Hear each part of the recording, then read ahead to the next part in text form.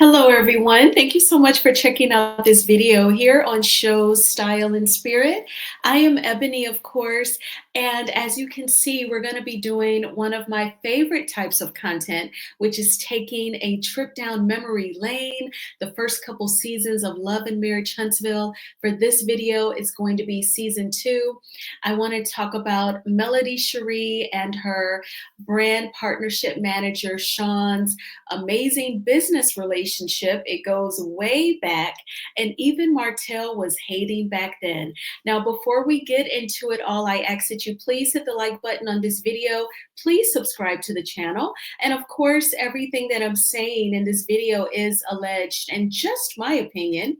And the Copyright Act of 1976 says that my fair use commentary on this soundbite is allowed. So again, this is season 2, episode 6, where Melody is meeting with her team. Her team included her manager, Dawn, Shawn, who again is her brand partnership manager, as well as her public relations rep that she had named Chastity. They're going to let her know of numerous opportunities and re-opportunities, if you will, continual relationships from companies that wanted to work with Melody. And it was a great meeting. Martell is going to come and just sprinkle his little negativity, put some salt on the game, and Melody is just going to triumph right over that negativity, which is oftentimes, you have to do in life. So I want to go ahead and play this clip, and then I will come back with my commentary. Hey, Martell and I are very busy right now from doing speaking engagements, Embrace, Hold and Holt. And on top of that, there are other brands that are coming our way for partnership. And so we needed a bigger team to help us handle all the details and make sure that we are going after the best deals for our brand. I'm so glad everyone has been able to come and us to really sit down. Wait a minute, Martell's not here. Oh, okay. Well, Martell should be here any moment. But we can go ahead and get started. What y'all got? First and foremost, you're branding now. You're building your personal brand with different brands that want to use you to promote their brands. And that's been fun. I've been enjoying that. Yes. It's been fun. Yes. And it's been even more fun because a check comes with it. Oh. me, I'm ready. Yes. Multiple brands are reaching back out. Oh, wow. And they want to do repeat campaigns. So now we gotta, yes. That mean I did something right. Yes. You're doing everything right. They love you. Okay. They love you. Hey, wow. Good. Yay. Yes. So there's this amazing lady. Her name's Ima, Alabama native. She's local, and she's putting together this phenomenal stage play. She knows that you're an influencer, and she's an influencer herself, and she wants you to be a part. Wow. Yes, awesome. girl. I'm excited for you. And the great thing about the play is it's a perfect fit for you. She's a preacher's wife. That ain't the damn perfect fit. Martell ass ain't no preacher. No. You come from this spiritual background. Okay, I know. Extra spiritual, so you can embody all of that. Yes. When I was growing up, I was always a part of different plays, church plays, school plays. So being a part of a play right now, even though I'm super busy, it would be really cool to kind of scratch that itch just a little bit. If the play is a good fit, I'll find time to make it a priority. Let me think about it a little bit. I'm funny about who we attach ourselves with as a friend. Right. I would like to meet with her, Okay. We will definitely set it up. Okay. I think you're really going to like her. Okay. And when is the play? It's in March. Okay. Oh. Hey, I guess March is going to be our month. March is Women's History Month. Right. Hey, everybody. Hey, Hey, you know you were supposed to wait on me to start that meeting. honey, the early bird gets the worm. I got the damn worm. No, the worm was in that meeting and I got it. So, here's the big one right here. Are you ready? James Scott from the Global Mixed Gender Basketball League, the male and female team, and it's a professional league. Mm-hmm. He wants you guys to represent the Huntsville Rockets. What? It's men and women playing together, which you've never seen before. Right. It's more opportunity, for your whole community to get involved. That sounds like a lot, too, though. I think it's a good idea. All opportunities isn't for everybody, though. Just No, because they're not. it's something amazing, that doesn't mean we got to take it. We have our hands full now, considering we running So many businesses. She's speaking here, speaking there. We have 4 children. Hold on, don't get mad. But a lot of things that we're doing right now, everything isn't bringing in money. Though I know it will eventually, but it's not. So we have a lot of money going out in 10 different areas. It's a good thing I got here when I did. A basketball team?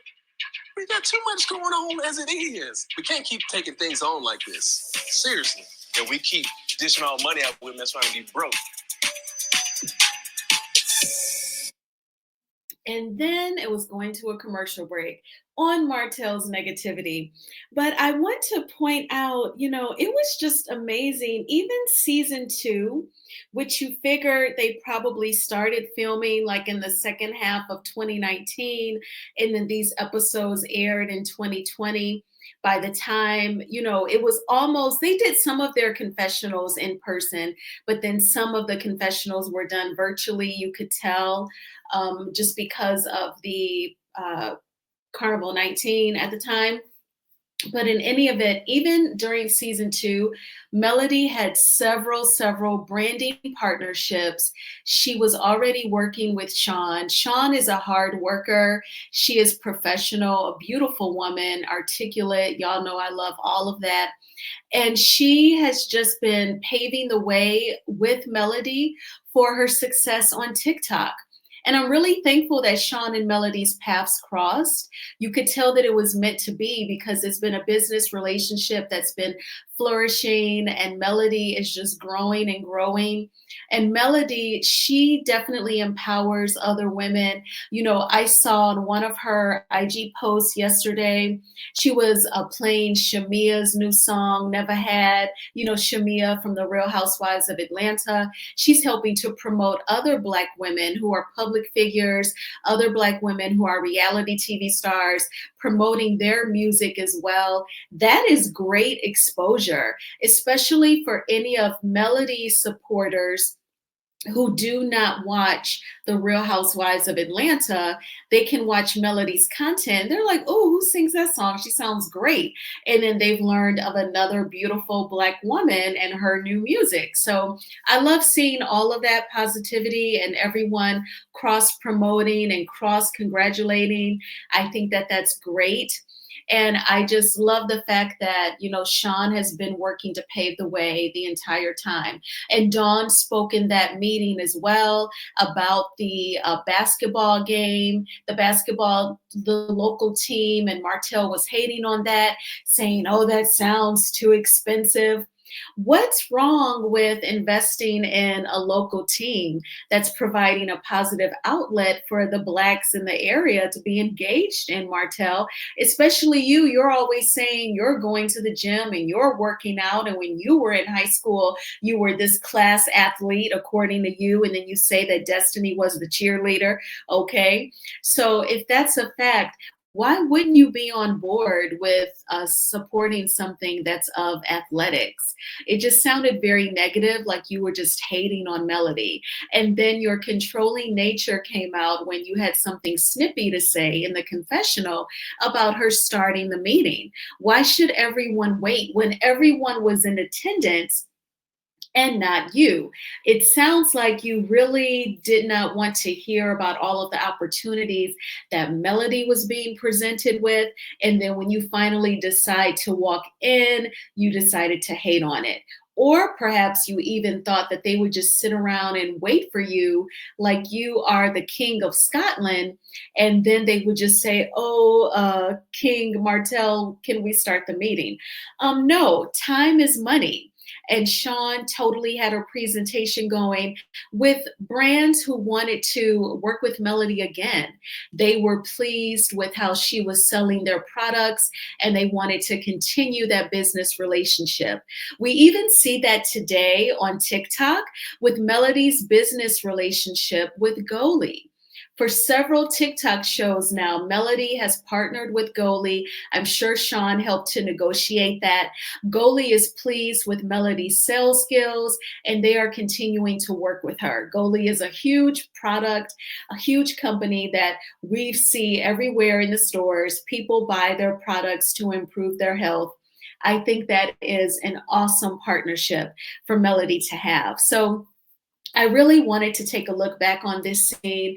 I remember because I binge watch, y'all know my favorite shows. I love to binge watch the seasons, whether it's LAMH or any of the Real Housewives shows, Sex in the City. I will binge watch those shows. And I remember seeing a few months back, like, oh my gosh, that's Shawn. Wow, way back from season 2. And she's gorgeous. And so I said today that I would make a video where we take a look back on Shawn and Melody working together for years now. And so I'm just so glad that their paths crossed. I think that it is fabulous. And what do you all think about Melody's brand partnerships that she has and how her and Shawn continue to do business together all the way over to TikTok, where Melody has had tremendous success? And I think that it's just great. And it's brilliant that Shawn's daughter, she is so gorgeous. She participates in pageants. She makes TikTok videos about Melody's 7th Avenue Beauty products as well. I think that that is genius. And I'm so glad that she is a content creator. She is definitely perfect for it. And that's just even more of, that's like an extension of Melody's relationship with Shawn. So I absolutely love it. But what do you all think about even way back then, Melody had lots of opportunities and Martell was trying to hate, but Melody totally ignored it. I thank you all so much for checking out this video. Please hit the like button on this video as it is a free way of supporting the channel. And I hope that you all are having a fantastic weekend. Yesterday, I chilled. As you know, I did not create content yesterday on Saturday. I took the day off. I did not even leave the house. Like, I fixed food here in the kitchen, just at home. I watched a little bit of a show called Poker Face on Peacock. I'm trying to get into it. It is like a slow burn for me, but I am trying to. I did finish all of the episodes shown so far on Hulu, this show called Good American Family. You may have heard this true story about the Barnetts, Michael and Christina Barnett. They were a husband and wife with 3 boys. One of them was autistic. And they decided to open up a rec center where all of the activities centered around autistic children because of their son, which he was like a mathematical genius. And when you Google Jacob Barnett, it says that he's a physicist. He's just in his late 20s. But when he was like a middle schooler, his parents decided to adopt this girl who was said to be 7 years old, and she had a rare form of dwarfism. So she was said to, she was a very small person, and she was 7. Well, according to the Barnetts, her Natalia was terrorizing them from, trying to get the kids ran over outside in traffic, from pushing the mother, Christina Barnett, hard on the bathtub. Also, she would call CPS. She would call 911.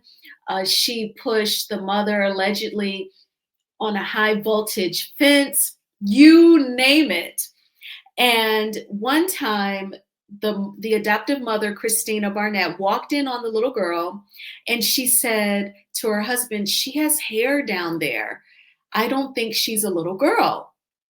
And then she was doing laundry. She went into the little girl's closet and she found socks with, the girl was getting her menstrual and she was using socks to catch the, the BLOOD.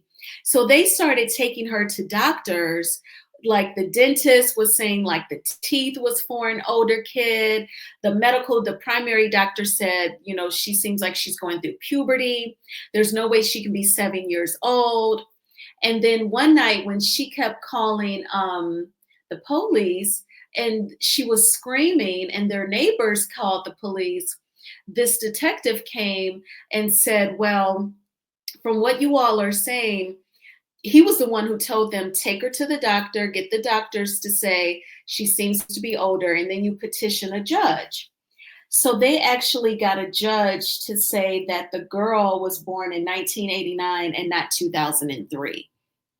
And then, y'all, I'm not even going to say what they happen next because that's at the end of episode 4. And then Hulu is dropping new episodes every week.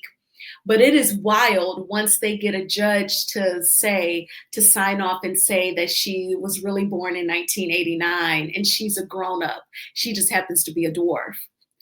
But the story is wild. It is based upon a true story. I even found a video of Natalia today, like as an adult. And so now she is saying, no, I was born in 2003. I'm 22. But I think the girl is at least late 20s, early 30s. That's just my opinion. I don't know her personally. I don't know the Barnetts personally.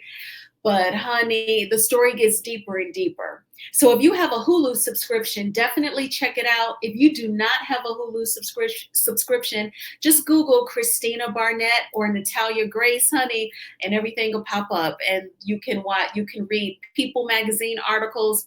You'll find the Natalia video on YouTube, and then you let me know your thoughts. But I am going to now make another video about Mia from the Real Housewives of Potomac. And I will talk with you all soon.